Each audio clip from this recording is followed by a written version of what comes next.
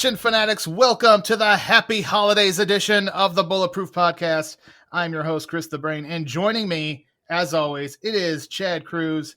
Chad, Merry Christmas. Merry Christmas to you as well. I was, as my Christmas gift to you, I was going to just no-show this podcast, but then I figured that you would have to gift me something, and I didn't want to put you in that position. Thank you very much. Very thoughtful of you. And returning to the Bulletproof Podcast, Ryan Campbell. We haven't had you on in a while, although you were a part of something special that we did this past weekend, or 2 weekends ago, I guess, at this point. The Geekscape Holiday Live Stream-tacular. Yeah, that was fun. And actually, we did raise some money during our hour, so that was a relief. I didn't want to be the ones that would went an hour without raising at least anything. Right, we did. We called out and said, "Hey, let's get up past $300," and it happened on our hour. And then overall, though, over $1,100 raised for Big Brothers and Big Sisters. So that's pretty cool, I think. That's good stuff. We had some surprise guests and got to talk to some cool people. It was good. Absolutely. Well, yeah, you're not going to get to talk to any cool people on this episode, however, unless you count Chad Cruz as cool. Okay, yes, I think Chad Cruz is cool. Thanks very much. And Chad Cruz, we got some feedback recently on Twitter that there are actually people out there enjoying the podcast, which is good. That's good to hear. We enjoy doing them for the most part. Mm-hmm. But yeah, Sorav Dutt on Twitter recently wrote in and said, keep up the great work. Your podcasts always bring roundhouse kick worthy smiles to my face. And that's probably our best compliment since the guy on the shitter. That's right. Those are, and if you insert shitter, like I listen to your podcast on the shitter or something about roundhouse kicks in your comment, then they're both very good. Yeah, we appreciate both of those. And you know what's funny is in the very beginning stages of the site, instead of bulletproof action, there was some talk of using roundhouse action or roundhouse media, something like that. So right. Good choice of words. Yep. So Sarov, he wrote to us on Twitter, and you could do so as well. We are at Bulletproof Pod on Twitter and at Bulletproof Action on Facebook and Instagram. But we talked about briefly the Geekscape Holiday Live Stream-tacular. Now, what we did on that special edition, and we dropped a bonus episode on everybody as a special holiday treat. We counted down the top 5 Christmas action movies as voted on by you, our social media followers and listeners here to the Bulletproof Pod. And today, on this episode, we are going to do a deep dive on what was ranked the number 2 best Christmas action holiday movie, and it's very deserving of that spot. It is Lethal Weapon, Chad Cruz. Yeah, it's deserving, and there's no debate on whether or not this is a Christmas movie. You hear every year about Die Hard, but there's not as much talk about Lethal Weapon, and part of that goes into it's probably not as popular as Die Hard, I guess. I don't know, less sequels, but they talk about Christmas not just once, not just twice, but like 17 times in this movie. So it deserves it in a big way. Well, I think as we get into the very early stages of this film, as we get in our deep dive, we will find out why this movie. I think one of the reasons is this just doesn't get played on regular TV that much. For a good reason. Right. And like I said, we're about to get into that right now. And so Die Hard kind of takes all that Christmas movie, not a Christmas movie heat from basically all other Christmas action movies. Right. I think, that's funny because I think that Die Hard is, if you have a big family, if you have a bunch of siblings, Die Hard is the brother who's like a real screw up. So he takes the heat. So you can just be like below mediocre and scoot right by because Big Brother sucks so bad. All right, well, let's get into it. Lethal Weapon, released March 6, 1987, directed by Richard Donner. And how awesome is Richard Donner? I mean, this guy has made like classics in just about every genre there is. I was going to say his range. Yeah, you got The Omen for the horror world. You've got, he did the original big budget superhero movie with Superman the movie. one of my all-time favorites. Scrooged, of course, just a great holiday comedy classic. And then Chad Cruz, The Goonies. The Goonies, which is that coming of age adventure story that you can enjoy as an 8-year-old or as a 38-year-old. And, Absolutely. and he gets, I think he gets timing, comic timing, action timing. He just like understands timing and editing on films. And then the writer of this thing, Shane Black. I mean, there's another guy with a great pedigree. Oh yeah, he's written for so many great films. Um, Now, obviously, like Predator, and we talked about the other Christmas movie was what's when we were just talking about a couple days ago. Long Kiss Goodnight. Long Kiss Goodnight. That's the good one with Gina Davis. Um, and he has like this very Tarantino esque style to him, which is blunt, and he curses a lot, and there's lots of violence. So it's definitely for some people and not for others, but he has a certain style to him for sure. Yeah, he's right up your alley, that's for sure. Yeah, I'm a big fan. Except for Predators. Or no, wait, The Predator, sorry. The Predator Right. I hated. You've made that abundantly clear. CTB enjoyed that one.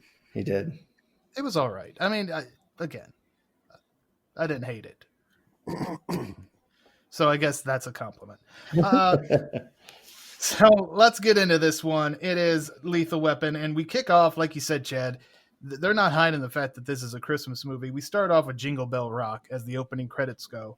And there's some other things in the opening credits that really would not be good for broadcast or basic cable television. We've got a beautiful young lady. She's partially clothed. So we get some instant nudity. She's snorting lines. There's pills. And she's kind of hanging out on a balcony and not in the right state of mind. And she takes the plunge. It's odd that you would call her partially clothed and not partially naked. Okay. That's like a glass half full, half empty kind of comment. That's like partially clothed is what you would say in in the church booklet, like someone was partially clothed, but in reality they were also partially nude. They were. But So I guess maybe, yeah, I'm just in the holiday Semantics. spirit. that's true. So yeah, she's naked or she's partially naked. She's doing lines of coke or something of some substance, and as Jingle Bell Rock is playing or playing out, she ends up taking the old swan dive off a skyscraper. So that's a hard thing to show on a Christmas time film, on Freeform channel. Right. Yeah, Right. and the 25 Days of Christmas. Yeah, We talked about Richard Donner, and Chad, you kind of mentioned some of the things he does with editing. And right off the bat, one of the things I like is when she jumps and she's falling, and we get the kind of the stereotypical falling action scene. He cuts to like a shot of like her point of view, and it's like the camera descending down the building like really fast, like looking at the building. It just stuck out to me as like a really cool shot. And there's a few moments in the film that he slips in like a different, unique camera angle that you just don't see in a lot of action movies, where maybe right. they get, a lot of action movies get kind of cookie cutter, or they just follow a formula, or they're just, rushing to get the thing out. Just those little moments like that, that didn't have to be there. And I'm sure that wasn't an easy shot to get at the time. Now they would just fly a drone down and probably get it really easy. But it just, when I saw that, I was like, oh, that's definitely really cool and unique. Yeah, it was neat too because, like you were saying, you got these interspersed, like these shots that are like they were cut in POV shot, and then you would see this really wide shot of her falling off this huge building. So yeah, it's really cool how he does that kind of thing in post. And in typical movie fashion, she lands on top of a car. Of course. Of course.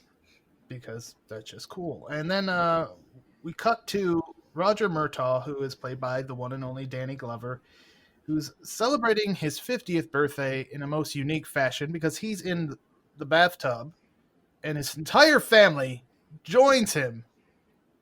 This is a bit of an awkward scene, and he blows his candles out while he's soaking in the tub. Yeah, I went back about this, and you know what? I don't think I had nothing against a man taking a bath. I think that's perfectly fine. It's relaxing. And then I started thinking, you know what? I don't think I would be too shy. I mean, my kids come running in all the time in the bathroom. That doesn't bother them at all. So like that I get. I think the one that sticks out to me the most is who takes a bath in the morning. Like Right. Yeah, who like gets up in the morning and like to start their day draws a bath. Like that just that That's a yeah. I'm winding down I my think day. maybe of all the things in that scene, that was the most offensive to me. And I don't so much care about the young kids jump, but his teenage daughter like wants to be with her dad, who's yeah, like butt ass naked in the bath. That seemed a little odd. yeah. Like the kids, yeah, little kids don't give two shits. They're running in and out no matter what. But yeah, a teenager, it's like, ew, like dad, put your freaking pants on. Right. And originally when I first saw the scene, I was like, whoa, you know, 50-year-old man in bathtub surrounded by 11 people. That's Right. strange. But I also have children, so I mean, they've seen me in the bathroom as much as anyone should ever see. Right, right. All right. Well, once he gets dressed and has a little bit of breakfast, his wife tells him that his old non-buddy Michael Hunsaker is looking for him and left a message for him. So kind of lays a little groundwork there, and then we cut to our other hero in this one, Mel Gibson, who plays Martin Riggs. He lives on a trailer on the beach, and we first see him. He's smoking in bed, watching the old Family Feud, and then we get a Chad Cruz's favorite scene in the movie.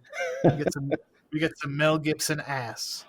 That's I question as to whose idea that was. Was that Richard Donner? Was it written in the script, or was Mel Gibson like, "I never sleep clothed"? He's Yeah, like, he's inserting this into the character. He's like, Riggs would not wear pants, or he's not going to wear PJs. You know what I mean? right. So The funny thing is there's two things about Mel Gibson that it's almost like Tom Cruise has to run in every movie. right. Mel Gibson has two things. He has to show his ass and he has to be tortured for some reason. Like it has to be torture. He's got a good torture face, I think. Yeah. So yeah, again, so we talk about why is this movie not on TV? Well, I mean, within the first 10 minutes, you've got the two heroes naked, Yeah, ass and titties. and yeah, we got titties right at the beginning as well. So we also learn, not right here, but we do learn that Riggs has lost his wife, and we'll eventually learn that it was in a car accident. And he's going through some things. He is in definitely in a grief mode, and he throws a beer bottle through his TV, which is not why. Wouldn't suggest that to anyone unless you do want to buy a new TV, like he eventually does. Yeah, it's funny because this scene is it's kind of funny to watch because of what happens in it, but it's also very telling about the character. Like you learn a lot about him just in this 2 minutes or whatever it's on screen. Right. He's in a pretty bad spot. Let's just say that.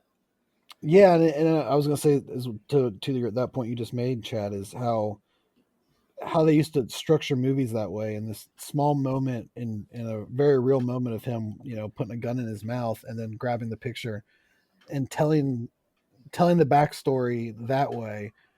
Whereas now we would get like a 3-minute flashback of Right. the entire thing, and them managing to do that, give a character moment, ground us with one of the main characters, give us his backstory, his motivation, like you said, in about 30 seconds and without, needing to do a cutaway or a flashback or Yeah. anything. Definitely a lost start, but it establishes pretty quickly this isn't just going to be like a buddy cop comedy movie that we kind of think of as buddy cop movies now. Like there's a little edge to this. Oh yeah, for sure. And then we cut to Roger Murtaugh, who's at the gun range and showing off. He might be 50 years old, but he's still got it, Chad. He's got an eye, man. He's not going to put 15 rounds in you, but that one shot he takes is going to be freaking bullseye every time. Also, a weird thing too that the movie did is he has the beard in the early scene when he's in the tub and his daughter makes a comment about graying his beard, Mm-hmm. and he shades it off to a mustache. But like, I don't know what purpose that really served. It makes him look younger, man. Unless it's like a Superman thing where, like, for whatever reason, he had to have a beard from a previous shoot and they had to write in why he shaved it to a mustache. But I don't know, just something. One little thing that kind of stuck out to me, like they didn't need to be in there. I wonder why they put something like that in that. I don't. Maybe it's like that midlife crisis, that middle age thing where you hit a certain age and you're like, I need to make a change in my life, and part of that change is just shaving your beard There you go, going down to a mustache. and taking a bath in the morning. We're gonna check in with you in a couple years, Ryan Campbell, When you get there, and see if you have shaved the beard If I've or lost the take your beard, bath in the morning. there you go with just the mustache. Yeah, and then we'll know you have officially hit middle age. Yeah, that's when you'll know I'm too old for this shit. Yeah, absolutely. So then we cut back to Riggs, who's responding to a call. There's a sniper, and he's shooting at kids, which is not good in any way. And there's there's cops. Everybody's frantic, as you would imagine in a situation like this, and they're waiting for the SWAT team. But Chad Cruz Riggs, he ain't waiting. no, Riggs is. I mean, he kind of plays by his own rules a little bit, but he's also a man about the job. Like, Right. he might be reckless at times, many times throughout the film. He's reckless, but he's only reckless with his own life, and he's always trying to help other people. Which it's something to be said for that, especially as a cop. Yeah, he definitely comes across as a man with a death wish, and I would like to tie in that the cop that's on the scene, who's like basically he's like, "What are you doing? What are you doing?" Is played by Ben Frank, who played Lieutenant Mankiewicz in Death Wish 2. So there's a nice little tidbit of information for you. Um, Ryan, then Murtaugh, meanwhile, he's kind of investigating this jumper, and he finds out who the identity of the girl who jumped at the beginning of the film. Yeah, it's his old Nam buddy that was reaching out to him earlier in the film that his wife told him about. So some red flags start popping up, and then maybe this simple case of a jumper is not so simple. Right, we get that first little bit of that, and then after Riggs took out the sniper, he's had a busy morning, Chad, because now he's undercover at a Christmas tree lot Yeah, trying to buy drugs. he's very versatile as an officer. Um, He not does the best, right, he does. not the best undercover agent. I will say that. He's there just kind of like dipping his finger in drugs and whatever drug it was, some sort of a powdery substance, tasting it. Oh yeah, this is good. And then when it comes time to pay, he just pulls his wallet out and starts paying in like 20s and 10s. Um, it's one of those scenes where it tells you a little bit about the character. Okay, this guy is like he's a little bit insane, but he's really funny. And as the scene progresses, he freaking like he's a tour de force of acting. Like he is emotional as it gets. And we get another layer in his character because we find out he's a fan of the Three Stooges at this point. That too, yes. So yeah, I think maybe the only worse undercover drug bust cop I've ever seen in my life would be Lauren Avedon in King of the Kickboxers. Yeah, he basically told him he was a cop like right away. All right, so now the action or the story moves to the police station, and we get some familiar faces here at the police station. It's actually Grandel Bush, and I think you knew a girl in college named that, Chad. She I did. or he plays a cop, and he's the one who kind of breaks the news to Murtaugh that he's getting a new partner, and that partner is Riggs. And not the best first impression, Ryan Campbell, for Riggs and Murtaugh. How they meet there is kind of a unique meeting there. Yeah, I mean, if this sketchy guy that isn't dressed like a normal cop, and he's I guess never seen him before, maybe they're different departments, pulls a gun and he Johnny on the spot jumps on it. Yeah, jumps on it, and yeah, just definitely not the way you want to start a partnership. Some other familiar faces at the station. We have Detective McCaskey, who played Detective Cotterwell in Action Jackson. Mm-hmm. So it was good to see him again. Anytime anything could remind me of Action Jackson, it immediately gets an extra point. Oh yeah, for sure. We also have the black FBI agent from Die Hard. I don't have his name. Right, that was Grandel Bush, correct. Okay, gotcha. who Chad knows a girl with the same name. It wasn't her real name though. It was a nickname. A So nickname, right? She had a Grando Bush. All right. So, and we also now get our first official "I'm too old for this shit" moment with Danny Glover. So, which it's funny because I think that Danny Glover was only like 40 when they filmed this. so he really wasn't. So now when He says wasn't too old for this shit. right now, if he said it in the movie, it'd be 100%. Yeah. Fast forward to Lethal Weapon 4. Yes. And everyone's Or like, if they ever make 5, which is always please don't. floating out there that it's happening. Yeah, Mel Gibson's Downward Spiral kind of put the kibosh on that. I think. I think I watched an interview with the three of them. Actually, those two and Rene Russo for like the 30th anniversary of this film, and they all, when they asked them if there was going to be a 5th movie, they all just laughed at it and said that it would just be them getting up 3 times in the middle of the night to take a piss, and like not only is they're not saying I'm too old for this shit. They're like, yes, we're literally retired. We should not be involved in any of this. Keep us away from all of this harm. So it probably doesn't help either that the Fox series of it didn't do so well. Well, I think the series did better than I think anyone expected, but yeah, then it kind of fell apart due to some drama. Yeah, between the actual actors. So that kind of fell apart there. All right, well now it's time to meet the bad guys. We've clearly established Riggs and Murtaugh. Now that we've brought them together, now it is time to meet the bad guys. And what a bad guy we've got! First up, Mr. Joshua, Gary Busey. We've talked about Gary Busey quite a bit on this show, Chad Cruz. We have. Yeah, he's kind of like a favorite of most of the members of the Bulletproof Action team. He, and when you talk about range, you're usually not talking about Gary Busey because he kind of always plays like this out of control character. If he's a hero, he's super heroic. If he's a villain, he's like the ultimate in villainy. He's kind of got a big personality. And in films like this, especially in this one, he doesn't have to say much. Just because you see him, you recognize him. And I mean, you kind of understand that he's like a serious dude who can do some serious damage. Yeah, it's almost the most subdued Gary Busey performance I could think of just off the top of my head.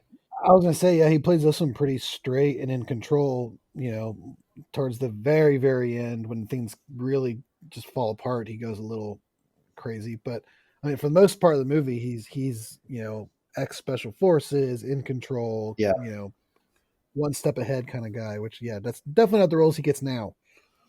No, and he doesn't dip into that Business until the very end, like you said. But it felt nice. Yeah. Now he works for the general and not the guy with the auto insurance. This is Mitchell Ryan, and we kind of see this interesting little thing with the lighter, and just to show the level of loyalty that the men have for the general.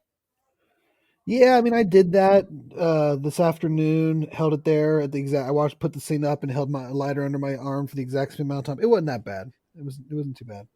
Okay, Johnny Badass. Oh, badass, dude. We also see another familiar face with Edo Ross, who played Mendez, who was a potential heroin buyer for the general and Mr. Joshua. I feel like he's always has these tiny roles where he's there for like 4 minutes and then he's gone. Yeah, I think wasn't his like biggest role Red Heat? Oof, I don't even remember him in that movie. Yeah, I think he has a larger role there, but yeah, like he's also an Action Jackson, and he's right at the beginning, and he's the flaming body that goes plummeting off that big skyscraper, right, down to the restaurant below. And he also, I would say, Universal Soldier, he had a little bit bigger role. Yeah, the same lighter used in this film was used in Action Jackson. Oh, what a nice behind the scenes live video action. Live? What do you mean? What? Just bullshit. Okay, so now we get Murtaugh visiting his boy Mike Hunsaker. He tells Mike, and we should point out, or I should definitely point out, that Mike is played by Tom Atkins, the great Tom Atkins. I mean, come on now. what a great piece of casting. And I mentioned this on the Geekscape holiday live stream. He actually got this role when Richard Donner saw Night of the Creeps and convinced him to cast old Tom Atkins for this spot on Lethal Weapon. Which is interesting because they're not the same type of character at all, but it is still nice to see him. Right. So Murtaugh tells Mike that Amanda was poisoned, which I guess was supposed to somehow help ease the pain because she would have died either way, basically, whether Right. she jumped or, maybe it was actually better that she just got it over with as opposed to potentially the grueling death of having the poison eat away at her. But she would have died. So Mike, and this is one thing where I have a little bit of an issue with the movie, or maybe with Mr. Shane Black's writing. Mike said, he was calling Roger because he knew his daughter was mixed up in some stuff she shouldn't have been mixed up in, and that he wants Roger to find the people responsible for her death and kill them. So, I mean, that's fine, but I think later on when we get to there, it's like unless at this point in the movie he had no idea who did this, that would make sense. But if he had an inkling who it was later on in the film, he's like, "Oh, you don't want to mess with these guys." Right. Yeah. I have other kids, blah, blah. And he seems, I don't know, maybe he's just acting out of the immediacy and passion. And as he slowly starts to settle in, just what he's in, he thinks better of it. But yeah, there's a little bit of a loophole there. I feel like it's his cover-up story. Like maybe he was calling Roger for something else. And then when Roger said, why were you trying to call me 3 days ago, whatever it was, he was like, I was trying to get your help to help her. And maybe he was going to drop a dime on these guys. I don't know. Which I they kind find of it hard to allude to believe. in their Yeah, I find it hard to believe that if you're in trouble with this like group of badass mercenaries who are like multimillionaire drug dealing people, you would call an LA cop to help you. right. I'm not buying it. All right. Well, now we get to see after that meeting, Murtaugh and Riggs go basically on their first official call together, and once again we have somebody on top of a building. And again, this is where we get to see more of that unhinged Martin Riggs, Chad. Yeah, this is unhinged. Martin Riggs is the best Martin Riggs, and he they get on the scene, and they're the psych person who's supposed to the person who's there to talk them down, the jumpers down, is running late or isn't there yet. So Murtaugh is in charge, and Riggs is like, "Oh, I've done this before. I'll take this one."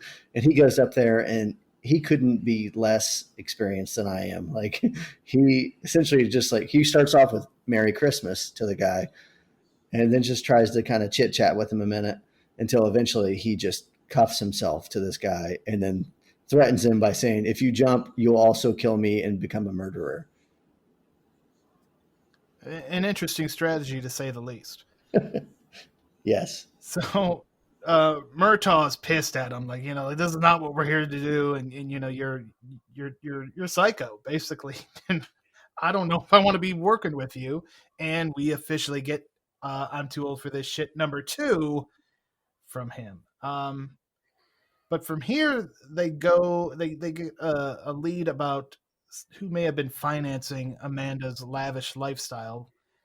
So they go over to Beverly Hills, and now at this point Riggs is like, okay, we're doing this my way, but doing it the Murtaugh way almost gets Murtaugh killed, Ryan Campbell.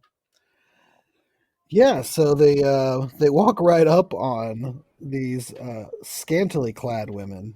I'll say, I guess you can say partially nude or partially clothed, whatever. Oh, I like scantily clad. Scantily clad. That's what I should have used earlier. Yeah, In the glass window, just packaging up some coke, just whatever. And they just see them and they're like, "Oh, hey guys!" And also the lady just is like tells them to head right in. I don't know quite what was up there. Was that the housekeeper? Like, maybe. I don't know, or maybe she just thought they were buyers, or Right. That's probably what it was. Like, "Oh, you're next. Come on in." But yep, a shootout ensues there at the pool, and Riggs saves Murtaugh's life takes the gunman down, and that's kind of the first time that Murtaugh kind of thinks maybe that something different is with this guy, and there's more to him than just suicidal idiot.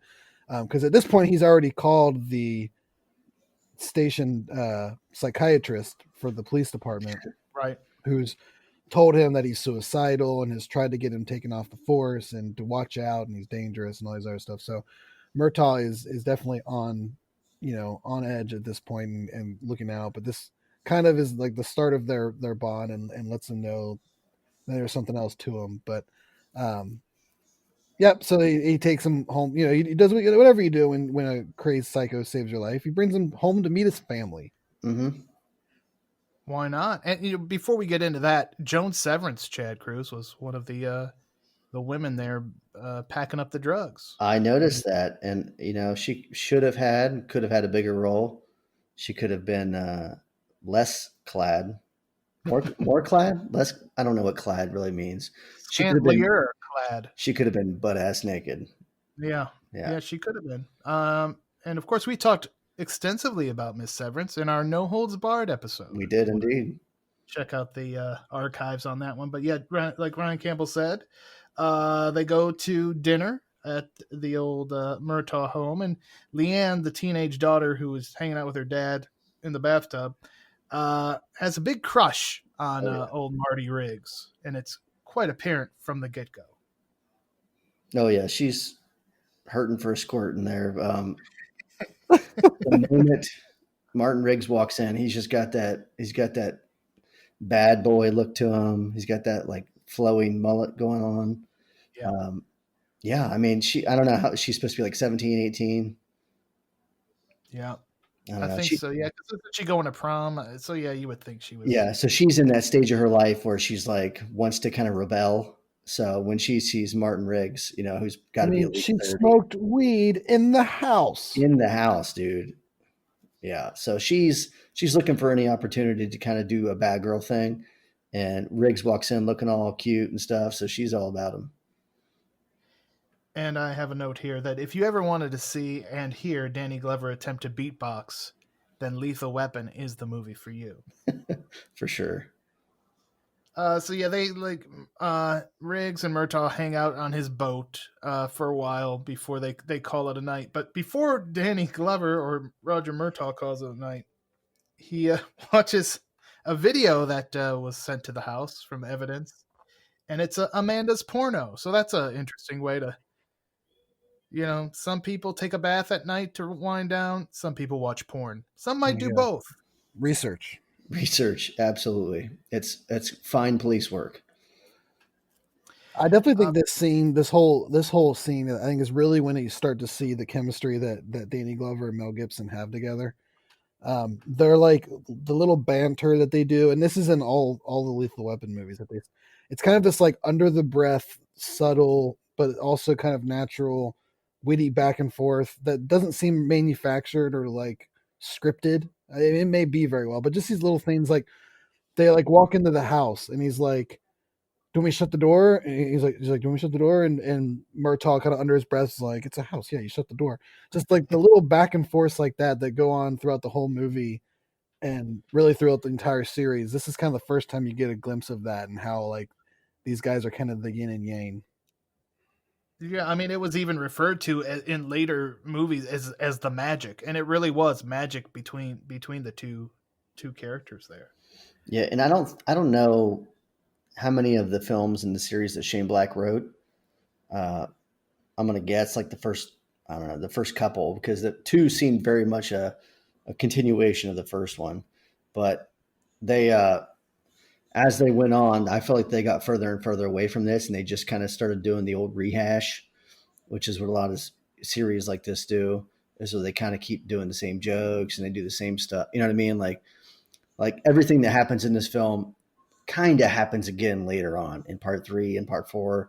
There's more stuff about boats. There's more stuff about people jumping. There's, you know what I mean? Like they kind of just reuse the same material. But I feel like they brought in Jet Li in 4. They did, and they brought in Joe Pesci, and livened things up, and Rene Russo. But I really feel like the first two films, the characters are are really developed, and you get like you get prime Martin Riggs. You get like he is just like so wounded. He's wounded, but he's like driven to be a good cop. And then Murtaugh is he's not innocent. You know what I mean? Like he's been through a lot of the same shit that Murtaugh or that Martin's been through, but he has a family, which is like his um, I don't know crutch, but it's what he leans against when he needs to. So Right. Yeah. You almost could get the like if he didn't have that family, would he yeah, be in the exact same boat that Martin Riggs is in? Or exactly at the very least, he's probably seen other guys go through the same kind of stuff and wash out and doesn't necessarily want to see that happen to him. right. Well, we go back to the gun range, and this time we really get to see what Riggs could do. Uh, and we basically learn, Chad, that he is basically one of the greatest snipers on Earth. He is like Robin Hood with a gun, essentially. Yeah, he talked about earlier. Killing is the only thing he's ever been good at. When he was 19, he shot a guy in Laos or somewhere, and he was 1,000 yards. And um, but now he's got a pistol in his hand, so it's a different type of weapon system shoot. So they push the targets out there, and he puts a few rounds into it. And Murtaugh's all happy because he's like center mass, baby. And then they look at Riggs, and it's like as if you just like took a pen and did it like in order, like a Connect Four board. So yeah, Riggs is a pretty damn good shot. And that's that was like the red flag right there. Like, okay, this skill of his is obviously going to come into play at some point in the movie. Yeah, and they Uh, kind of even teased it back at the Christmas tree lot when he like pulls his gun and does like a rolling move and like shoots like three guys. true, true.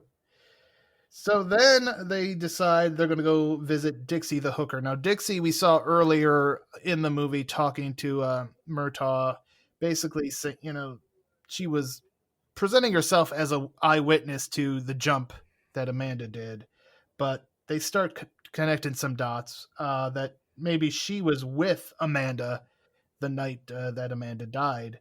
So they're like, okay, well, let's see if our hunch is correct here. But they don't get to ever speak to old Dixie, Chad Cruz. No, they have this hunch, and they kind of they're this is another kind of point where they're using their own set of skills to kind of team up, and they're coming up with this idea of what might have happened while they're at the gun range. Oh, this happened and this happened. They're just kind of piecing together what they think might be a theory, but they're like it's very thin. They keep saying it themselves. It's very thin, but it's worth checking out. So when they get there, the house blows up, which is an awesome scene. And there's a bunch of little kids on the sidewalk just kind of watching, like just unfazed by it. Dixie Well, gonna yeah, get busted. yeah. They were more entertained the fact that Oh yeah, Dixie was once again about to get harassed by the cops for her chosen profession in this world. So yeah, and then they kind of go through the rubble there, and Martin says, "I sees the bomb or what's left of it, and realizes that was a CIA type setup there, which prompts Murtaugh to do some interviewing of our children that we're sitting by, most especially the old 6-year old Alfred, which I love that name, Alfred, a great name. And we find out that he saw a utility guy messing around with the house, but it was no utility worker. We're eventually going to find out it's Gary Busey himself, but the special forces tattoo, Chad. yeah. It's I don't know how close this kid was. He did have 3D glasses on, so maybe those glasses gave him some sort of like telescopic view at this guy.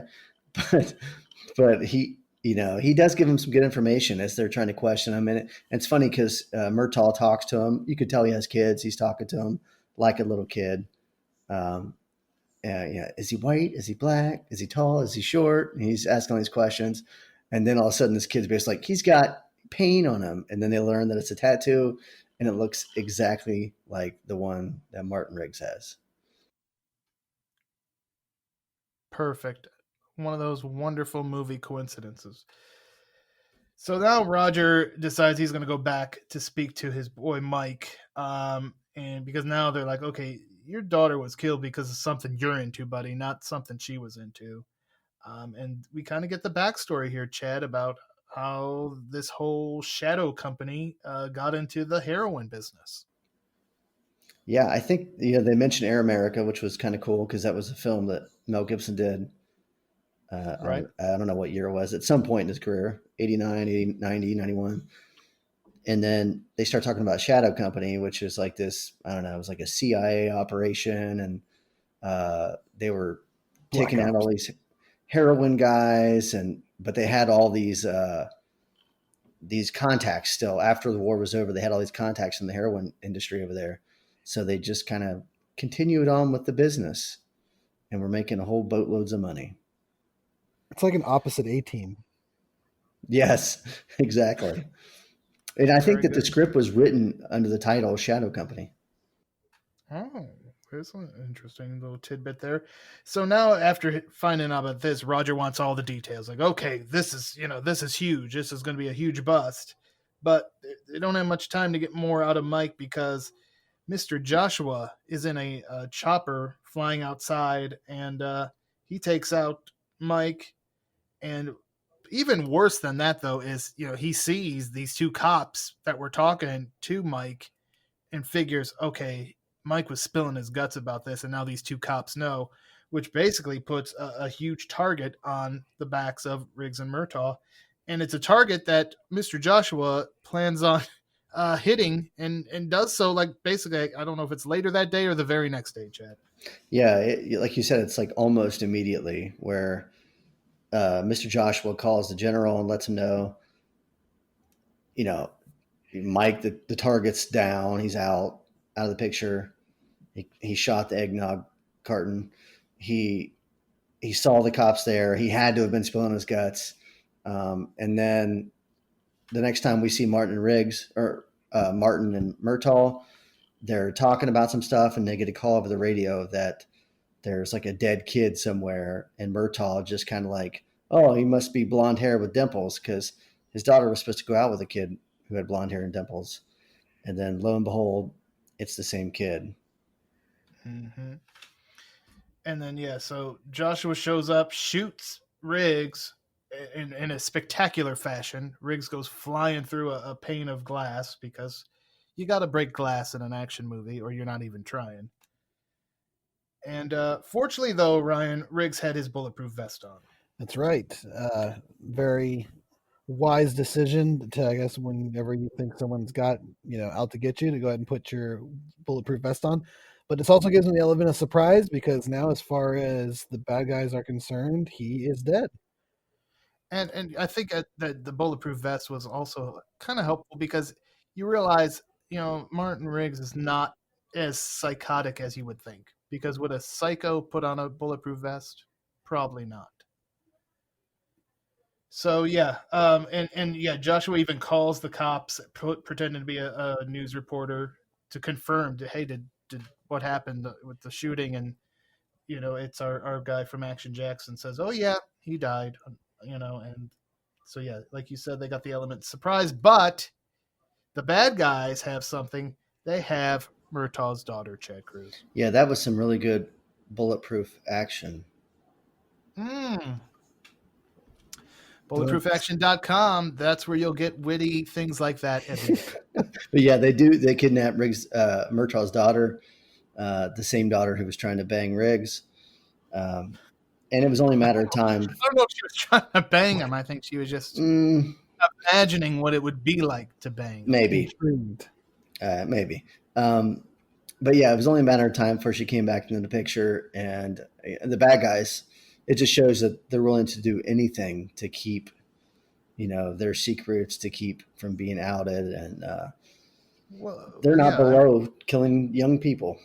Right. I mean, again, like you said, there's a lot of money at stake here, and they are used to this lifestyle that they've been living. And so they're going to do whatever they can.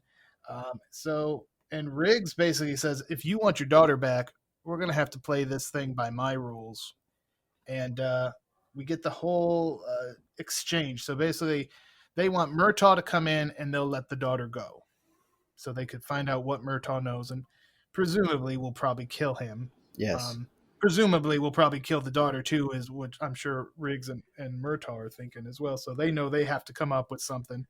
And this is where we get the whole thing at the dry lake, and this is where we get to see those sniper skills in action, Ryan. Yeah, and definitely props Mel Gibson here, and I guess a testament to his acting ability. It almost seems like around this point in the movie, once Murtaugh's daughter is kidnapped, and once things kind of threaten him and his family, his entire demeanor, his entire way that he portrays the character changes. I mean, before where he kind of had these like hollow eyes and he kind of just had this kind of deer in the headlights crazed look. At this point now it's a much more like focused. Hmm. His eyes now are they look like there's a plan in place, and he has something worth fighting for. And he's much more deliberate about his decision making and kind of what he's doing. And again, it's just Mel Gibson really just shifts the entire thing. And I guess this is kind of when his redemption story really kicks in, that he has something worth fighting for. There's still something to live for. Um, Someone that believes in him and has kind of stuck his neck out for him, and kind of when things really, really, kick into high gear for that character. And then of course, yeah, then he gets to out himself that he is still alive and just starts sniping fools like, it's Call of Duty on the dry lake bed. And it's part of that too. You got to wonder, there was nothing he could do about losing his wife. And obviously that pain he knows all too well. But here's something he can do for his new friend Roger Murtaugh, so he doesn't have to lose a loved one. Here's something he can step in and say, "No, we're going to make this right." So that could have been part of it as well. But yeah, he's doing his sniper thing, but that allows the general to sneak up on him, and the victory they have is very short lived. Leanne is recaptured. Joshua takes in Murtaugh. The general gets Riggs. And then we get Chad Cruz's second favorite scene in the movie with his boy Al Leong and the old electrocution. Oh yeah, big fan of Al Leong and his little nipple electrocution of Riggs. Uh, but he is used far too little, but also in almost every film I can remember from the 80s. I Is he think also in Rush Hour? Or was he in Lethal Weapon 4 as well? I think he was one of the background dudes in Lethal Weapon 4. But he's probably in both of them, to be honest. But he's in like them all the movies, but he's always in them for such a short period of time that you feel cheated. Like he's in Die Hard. Everyone remembers him from Die Hard. Like, oh yeah, he ate the candy bar or whatever. But he's in it for like 22 seconds. So he's like underutilized so often. It's crazy. But he does get to die a lot. And I may have explored a feature recently on Al Leong's deaths in certain films. So that'll be coming at some point. But yeah, there's this scene here is great because they introduce Al Leong as like this like master of pain, and he comes in and he just starts zapping Riggs, and Riggs gets that great torture scene that we love from the 80s where they're trying to get information and there's just no chance of him giving information. So it's basically just like this Eli Roth like torture porn where a guy just keeps getting zapped or whatever, and he's just screaming the entire time. So it's a fun one. Yeah, and then in like the next room over, Murtaugh is just like tied to a chair, getting punched in the face And repeatedly. which would you prefer? Would you prefer to get electrocuted or punched in the face repeatedly? I feel like I'd have a better shot at the electrocution Yeah, one, I was gonna mainly say. because you're swinging and you're in a tight area, like with a brick wall right there, with the guy that's shocking you's head right there. I mean, all you really have to do is lift your legs and kick him hard enough that his back of his head hits the brick wall. And that's exactly what Mel Gibson did in that What? example. He used Whereas his if you're leg. just tied to a chair with like 6 guys surrounding Yeah, you, punching you in the face, you don't have any options. that's true. So yeah, very good. So yeah, Riggs does his old free leg trick, gets out of that situation, and just in the nick of time pops in before they start screwing with Leanne. Um, so definitely Riggs at this point, he's a total badass. You know Oh how yeah. tough he is, and he's just the man. But the problem, once again, these victories short lived because here General and Joshua escape, and now we get some vehicular action because Joshua is causing all sorts of trouble on the streets of LA, and Riggs not chasing him in a car, Chad, chasing him on foot. No, yeah. Before we get there, though, when they come busting into the bar, does he just shoot an innocent bartender? No, it was the guy who was like the talker at the hostage Okay. part. Because they Yeah. kind of open it and there's a bar, and I thought it looked like he was cleaning the glass, and then he just shoots him. I was like, damn, Sorry. what's that guy doing? He didn't know. Ooh, whoops. He thought it was a gun. It was a glass. Sorry. So Carry yeah, on. But yes, so yes, Riggs goes Riggs. after Mr. Joshua steals a car from a innocent lady on the street. She puts up quite a fight, though. If you go back and watch that, she is like not giving up her little She Hyundai. was Or going to whatever give it she for has. Audie. Yeah, Audi. Yeah, that's what it was, an Audi. And Riggs just takes off on foot. I don't know if he had shoes on. I can't remember if he had shoes or not. I wonder that it did look like he had shoes on Did because he? there was no. I don't know when he put these shoes on because I True. don't think he didn't have them on when he was getting electrocuted. No, he didn't. Um, but yeah, it did look like he had shoes because that's the first. Like I'm like, okay, it's already a little bit unbelievable that he's chasing a car on foot, but barefoot. That makes him On more the, badass in my eyes. Hey, LA well, yeah, traffic, it may be quicker to be on foot. That's true. that's true. But this is Hollywood, so like he just takes off and there's no traffic whatsoever, which is, you know, that just shows you're in a film.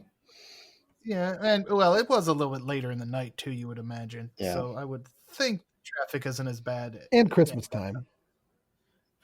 Maybe people may have been out on a ski trip or something. Yeah. And Riggs gets some shots off on Joshua and the car is aflame and he's just like driving everywhere with a burn up car. And he finally gets out and gets away from Riggs. It's Yeah, he steals another car and gets away, and Riggs is just like still sprinting and you know trying to stop him. And what's funny, my favorite part is when Riggs gets back to Murtaugh, uh, and he's like, "Yeah, Joshua got away." And he's like, "What?" He's like, "Sue me." Like, I'm sorry, I was chasing him on foot. Damn it.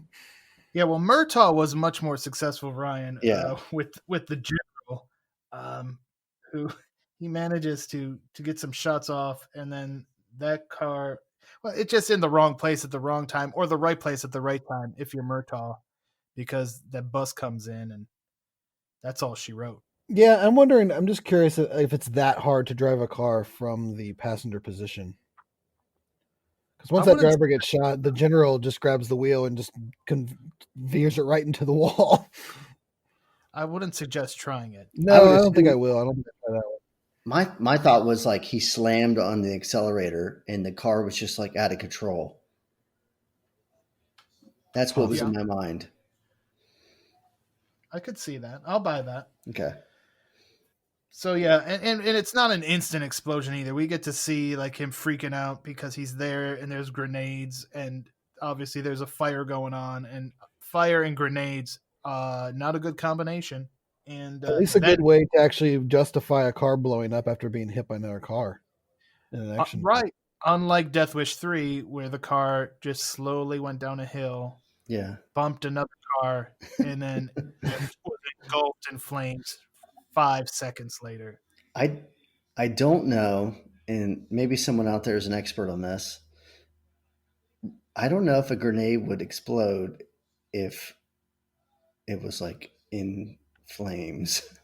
I Like, was just kind of wondering that too, if the casing that is the grenade would be yeah. like, flame retardant, or at least be able to withstand, I would imagine, a very high temperature. And I know that, like obviously like movie grenades are very different than real life grenades, but because they don't just like blow, shrapnel is what comes out of them. Like they don't just like flames fly out of them. They're not mini explosions, like mini bombs. No, they're not. But I don't know if you had them in the actual fire if they would explode. So maybe one of our maybe what was Tell his you name, what, we have a Sarah? lot of Maybe myth he's an busting expert. experiments to do after this film. Yes. Maybe that'll be a YouTube video of us trying to drive a car after the driver's shot, Okay. seeing what happens if you light a car on fire with grenades, Yep. burning ourselves with Lighters. lighters, and seeing if we can get out of a electrocution torture. We got a lot to do. Well, I'll leave all those activities to you two gentlemen. I will staying safely here in the comfort of my home. I will post these videos though, and hopefully reap the ad money. So let's. So yeah, so now they figure out, okay, well Joshua has gotten away, and I guess there's two schools of thought. Like, does he just go and leave and just get out of there, or is he going to hold a grudge and go after Murtaugh's family again? Obviously, you want to err on the side of we better go make sure my family's okay, and that's exactly what they do. And good thing because Joshua is in fact there, and we get a final showdown. Christmas lights in the background, Chad. Again, if at this point they hadn't had Christmas references, we get enough of them right here in this final scene. Yeah, it's glorious. Um, Joshua he breaks into the house. He shoots a bunch of shots into the house. He breaks in. He's looking for the Murtaugh family to get some revenge, and realizes he's been duped, and they've one upped him. They were ready for him. Then they drove a damn car into his house, which to me I'd be like, no. There Can had to we be a just better way to do that. I mean, if no one else is in the house, Yeah, I'd be like, can we just go through the door? Like, what the hell, man? Like, can we hide in the closet or something? What the terrible idea. But they pull Joshua out into the front yard, and then in what in an amazing scene, Riggs is like, yeah, you want a shot at the title? And him and Joshua go toe to toe, and it's phenomenal. and Murtaugh holds off all the other cops and tells them that it's on him. I take full responsibility. Whatever happens here. So yeah, the one thing I found about this fight that was a little bit different, it's not like other fights that you would see in 80s films or in late 80s films. It wasn't like this smooth uh, martial arts. There wasn't a bunch of kung fu happening with all these, these counters and stuff. Um, these guys were like, they were doing maneuvers. Like they were doing like jujitsu, and an MMA guy was going to watch that and see him do a triangle choke. A UFC fan is going to see that and be like, oh, those are legitimate, holds, and he's trying an arm bar at one point. I mean, you're going to see that nowadays in 2020 and be like, wow, that's some legit fighting. And I think that makes this movie different than just the usual punch kick of an action film. Yeah, definitely added some realism to the movie where they wanted to win. They wanted to beat the guy. It was, wasn't all over the top theatrics. So, uh, great point, Chad Cruz. That's why you're the co-host. Thank you. Thank you And very then much. you're welcome. That is your holiday gift from me. That compliment. Then Ryan Campbell, we get a little Christmas with the Murtaugh action, Murtaughs, I should say, and we're out. Little Elvis and this Christmas action movie is all wrapped up. Yeah, definitely. We get to see the the reconstruction work being done of the Murtaugh home. Cute little digs about wife cooking, some further kind of reinforcement of these two characters, and I mean clearly I don't know if there was optioned for sequels, but when this movie ends and you've just kind of gotten a little tease of these two and their camaraderie, you instantly walk out of that movie wanting to see more of the two of them. All right, well, there it is. Lethal Weapon. What a movie. A Christmas action movie classic. Again, it was number 2 on our countdown, and I was happy to do this deep dive with Chad Cruz and Ryan Campbell. And obviously, Lethal Weapon spawned many a sequel and many an imitator as well, Ryan, when you think about Bad Boys and Rush Hours and whatnot. Oh, for sure. And they kind of, I mean, buddy cop movies were a thing, but I don't know if like the same kind of edge and a little bit of a mix of comedy and there's just a whole kind of special sauce that this movie had that everybody after it tried to capture with varying degrees of success. It's not like every other one after that didn't do it well. But this definitely kind of revitalized the genre, kind of brought it into a new age, and yeah, everybody wanted a piece of that pie. All right. And before we go, I do want to remind everybody to check out bulletproofaction.com. Something new each and every day. As Chad had pointed out earlier, he's got a special Al Leong tribute coming up. We also are going to have our final Hall of Fame inductee from the class of 2020. I will have my review of The Long Kiss Goodnight. I have rectified the issue that I never saw that film, and that will be coming up here this week on the site. And then next month, Ryan Campbell, we'll have Cobra Kai coverage, and I'm very excited about that. I know you are. The trailer dropped, and that's got people buzzing. Chad Cruz, do you have any final holiday wishes you'd like to share with our listeners? I do wish a very Merry Christmas to everybody. Happy holidays, whatever you might celebrate. Be careful, have fun, remember what it's all about, and we'll see you next year. We will see you next year. And in fact, our next scheduled podcast, January 5th, 2021, we are going to be talking Marked for Death with Steven Seagal. Definitely one of our goals, I know, for next year, Chad, is to cover some of the action stars we have not yet covered here on the Bulletproof podcast. Yeah, there's a short list of big stars that we have yet to get to, and don't think for a second that we've forgotten about these guys, because like I said, we have a list. We are checking it twice, and we're going to review the shit out of these places, these movies. Absolutely. So stay tuned for that. I also want to extend some happy holiday wishes to all our listeners, all our social media followers, everybody who supports bulletproofaction.com. Ryan Campbell, any final thoughts for everybody here as we wrap up this episode and wrap up 2020? No, it's been a big year. I know I started doing a little bit more with the site, and started doing the podcasts, and we broke a lot of records in biggest months, multiple months in a row. It was just, I obviously, I know it was a tough year and a lot of people were home, and maybe that's why they were reading and listening more. But I sure hope people, stick around even when things get back to normal and everybody has a safe and happy holidays. Absolutely. All right, everybody. Thank you for listening as always. And be sure to stay tuned for more of the Bulletproof Podcast.